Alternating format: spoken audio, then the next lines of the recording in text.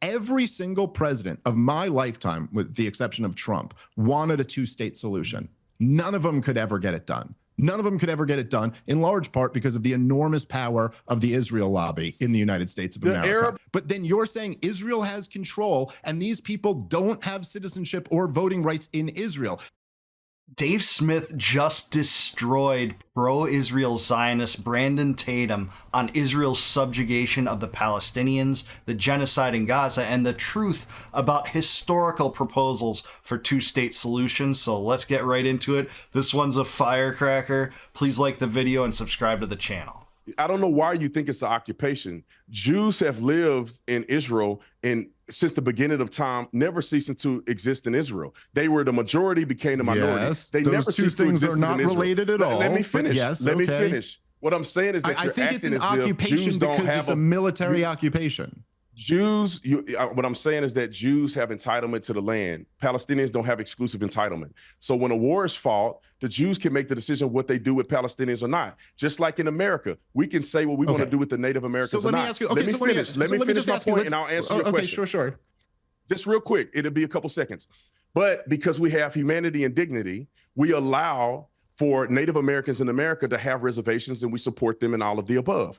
Because Israel and Jews have dignity, they allow them to have swaths of the West Bank, and they allow them to have Gaza, where they elected their own government system. Now, do Israel have control? I see why. Can't you see? If they had absolutely no control, they had no idea what was coming in through the southern border, through the sea, how much more of a terrorist attack would we see in Israel? It would be even more massive. So I understand that. But when they were offered a two-state solution, why did they reject it? All right, Dave. Again, I don't know what period of time you're talking about, what war you're talking about, but so here's a major difference. You might notice this, Pierce, between Native Americans, say in the United States of America. You know, they have citizenship and voting rights, and so at a certain point, if you're going to say okay, yes, that's right. Now, how about the Palestinians living under Israeli control in the West Bank? They do not have citizenship or voting rights, and so.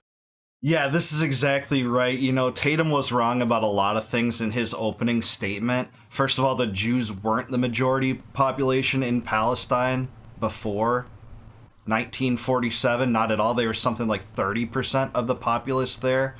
And they had much less amount of the overall property. And because of the UN resolution that created Israel, there was a massive land redistribution project, first envisioned in the form of a two-state solution, where the Jews would get something like 56% of the land, and Arabs and Palestinians would get 44%. It was about that. You know, this mass displacement, that was a robbery scheme. He also mentioned that, you know, Jews just give them the West Bank because of their love for humanity. They took that from Jordan after the 1967 war and have held the people there under subjugation since, building West Bank settlements, expanding them, talking about annexing it, just like Gaza. And Dave is absolutely right. You know, when it comes to Native Americans, they have voting rights. Historically, there were a lot of transgressions against Native Americans in the United States, mostly because of criminal government. But this isn't analogous because they're not second-class citizens. It's not an apartheid state, and in fact, in several states, they have monopoly privileges to hold things like casinos, whereas other peoples in those states don't have those rights. So this is not analogous whatsoever. So they don't have citizenship in Israel. Right, they and do Israel's vote, the government they do have that's elections. Controlling. They have elections, don't they? Listen, Brandon, think about what you're advocating for. That's not you're not addressing the point here. They don't have citizenship in that. You just said that, hey, you understand why Israel is going to control these areas because in your estimation, there'd be more violence if they didn't control these areas. Now, I disagree with that estimation, but whatever. Okay, but then you're saying Israel has control and these people don't have citizenship or voting rights in Israel. If Israel is controlling Gaza and the West Bank and they've got millions of people there who don't have citizenship or voting rights, don't have any say in that government, what would you call that? By the way, we could I could make the argument that there'd be less crime if we just occupied high crime black neighborhoods in America, stripped all the people of their voting rights, of their civil rights, of their natural rights, and we just had a military occupation. But I think we would all accept you're not allowed to do that to people. Yeah, that's exactly correct. Dave is on fire here. This is no different than, for instance, if, the South Carolinians held people in North Carolina under bondage, under subjugation, where they allowed the North Carolinians to vote in their own elections, but ultimately they would be under the purview of a tyrannical South Carolinian government that would block aid coming in, would have, no licensure for people to acquire property in that state, compete in industry. You'd have monopolistic privileges that only allowed certain merchants to sell to them and not them themselves. Blockades, second-class citizenship in terms of due process, all sorts of those things. That would be analogous to what's happening in Israel. We wouldn't accept it here. If you want to kick this up a level, it'd be as if the United States could conduct its own elections, but, a globalist organization like the UN, which I don't think that Tatum likes, rules the U.S., subjugates the U.S., is the ultimate authority over the U.S., has a genocided the U.S., starves the U.S., blocks aid coming into the U.S., that would be analogous. Just because they have their own elections doesn't mean they're subject to the mass brutality of the Israeli regime. Because we're like Dave, your argument living is in the not post-Enlightenment. Your argument is not a real argument. They don't You keep saying that, but you can't take Gaza. it on. Hey, listen, okay, let's give it. If they actually Israel doesn't control Gaza. No. If Who they does? actually control Gaza, okay, let me answer. If they actually control Gaza the way you're saying it, they would have never elected Hamas, and they would have never built tunnels, and they would never stole funding and manipulated the people. And Yes, they would, because Netanyahu supported Hamas. Netanyahu and the Israeli right-wing regime wanted Hamas in power to prevent the establishment of a Palestinian state. This is absolutely incorrect. And by the way, half the people in Gaza are children now. I'm sorry, they're not culpable for electing Hamas in 2006, or was it 2005? One of those 2 years, they're not culpable for that. And a lot of the adults that are living now didn't vote for Hamas either. I don't think that Tatum would say that, hey, because Americans elected Joe Biden in 2000, that's an implicit endorsement of all the treachery that government did, including the vaccine mandates. I don't think he'd say that. Would never treat women the way they do, and they would never throw people off buildings. Why would they have never done that? Why would they have never done that if what I'm saying is true? If Israel controlled them, they don't control them. They left them to their own devices. Okay, so just to be and in the West let's Bank, just be very the clear. PLO has manipulated the people. That's why they have a separate election in Gaza, because the PLO had manipulated the people in the West Bank, and they didn't want that governance. So they are governing themselves. Okay. However, you will never see. I've been to Israel. You will never see Jews in Palestine, or what you call the West Bank. You would never see them in Gaza. But there are hundreds of thousands of Arabs and Palestinians that work in Israel. I was there. I saw it. I'm even surprised October the 7th nobody's denying happened. that. No, everybody knows. Israel's What been 20% I'm saying is that Israel is not treating Palestinians the way that people are acting like they are. Okay, They gave them freedom. Okay, and allowed them to do what they need to do. They gave them freedom. They're literally starving them in Gaza. They're talking about annexation, and they've already killed 100,000 of them. That's akin to something like 1% to 2% of their populace, based depending on which figures you believe. If you killed 1% to 2% of the U.S. populace, that would be something like, that would be absolutely insane. Something like what would it be? There's about 330 million people in the United States. If you killed 1% to 2% of that, that would just be horrendous. It'd be something like 9 to 18 million. My math is terrible, but you would consider that a mass atrocity in the United States. This would not be acceptable in any means. And to say that they were nice and it's their humanity that gave them freedom, no, they gave them subjugation, and they have since 1947, and in Gaza's case, 1967. Same with the West Bank. And you want to carve up Syria and Lebanon to expand that territory and do it to more people? I say no. I say free America from Israel. And I guess it's a good place to show off this shirt.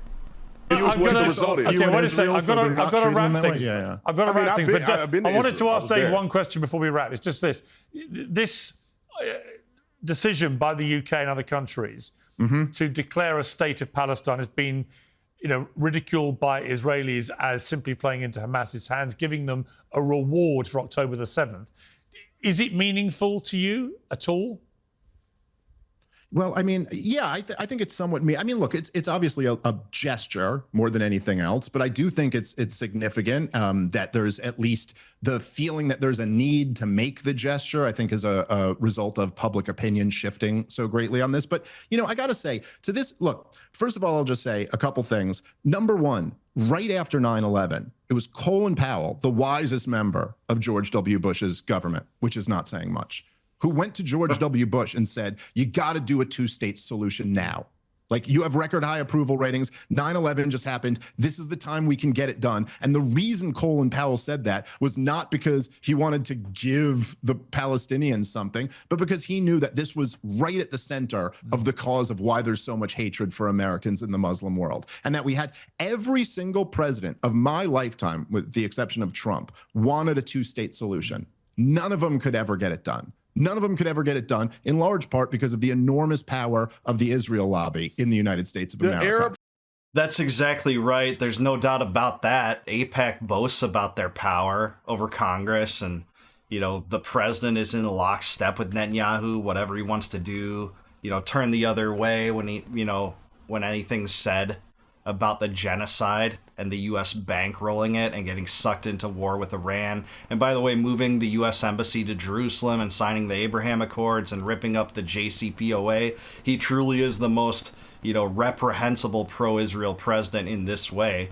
Certainly so. And Dave's right about the root of a lot of the hatred in the Arab world for the United States. If you want to look at bin Laden, the leader of Al-Qaeda, he put that in his letter to America, the disdain that he had for America and why he wanted to attack America was largely because of America's support for Israel. Now, he did talk about, the starvation campaign in Iraq, which the U.S. held throughout the 90s, and also, some other incidents, including the occupation and militarization of the Arabian Peninsula, which was done prior to the first Gulf War. But this is at the root of a lot of the hostility toward the United States, our entangling alliance with Israel, and our empire-building schemes in the Middle East. Dave is totally right. Rejected it. Israel agreed. I know. We heard you say that.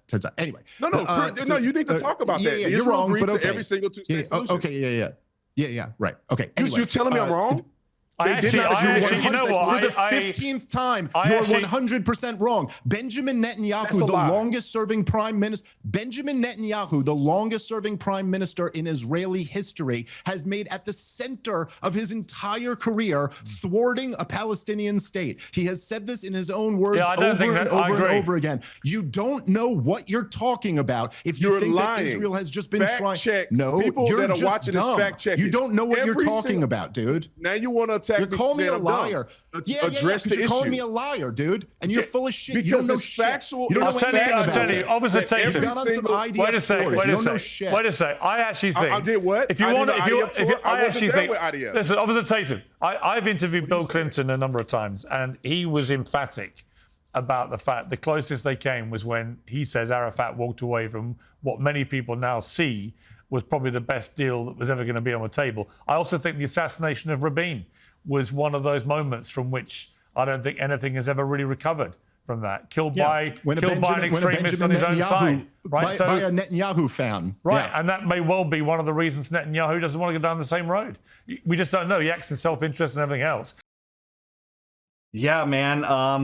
Yitzhak Rabin's assassination was perpetrated by someone that wanted the Netanyahu strategy. And that's not to put that death on Netanyahu. Don't get me wrong. He's culpable for all sorts of murders and assassinations and a genocide and wars, drawing the U.S. into war in Libya and Syria. Not that he didn't have complicit vile neocons like John Bolton and Lindsey Graham and John McCain cheering that on in the United States. But he did have that. Dave's absolutely right. The Camp David Accords, which is what, the Hasbara narrative said, gave Palestinians 97% of what they would have wanted, is totally bogus. It would have stripped them of total airspace control, robbed them of their sovereignty, not entertained the right to return, the ability for, people whose property were seized to return to those homes.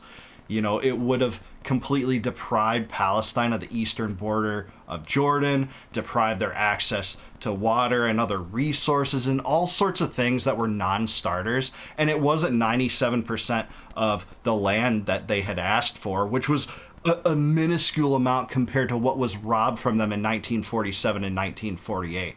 You know, the basis point for any two-state solution that had ever been entertained is something like 22% of the land.